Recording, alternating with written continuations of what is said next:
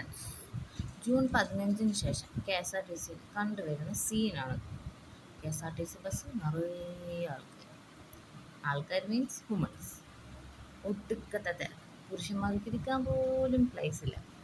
Free ആയതുകൊണ്ട് തന്നെ vehicles use ചെയ്ത് പലരും ബസ്സിൽ വരും.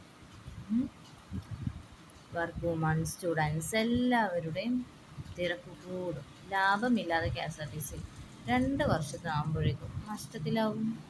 That's it. ചെയ്യേണ്ടതായിരുന്നു 50 വയസ്സിന് മുകളിലുള്ള സ്ത്രീകൾക്ക് ഫ്രീ ആയിക്കോട്ടെ. സ്ത്രീകൾക്ക് മാത്രമല്ല പുരുഷന്മാർക്കും. വുമൻസിന് വേണമെങ്കിൽ ഹാഫ് ചാർജ് ആക്കാം. More buses allowed. കൂടുതൽ ബസ്സുകൾ ഇനി വരേണ്ടതാണ്. ഡ്രൈവേഴ്സിന് ഇൻകം ഇൻക്രീസ് ചെയ്യണം. Equality is important. അതുകൊണ്ട് തന്നെ വുമൺസ് വർക്ക് ചെയ്യുന്നത് പോലെ തന്നെയല്ലേ പുരുഷന്മാരും വർക്ക് ചെയ്യുന്നത്. അപ്പോൾ സ്ത്രീകൾക്ക് ഫ്രീ ആയതാണെങ്കിൽ പുരുഷന്മാർക്കും ഫ്രീ ആയിട്ട് തന്നെയല്ലേ വേണ്ടത്. എന്തുകൊണ്ട് സ്ത്രീകൾക്ക് മാത്രം ഫ്രീ ആയിട്ട് K S R T C bus free ആയത് എന്തുകൊണ്ടാണ്? കോടതി തന്നെ പറയുന്നുണ്ട് ഇക്വാലിറ്റിയാണ്.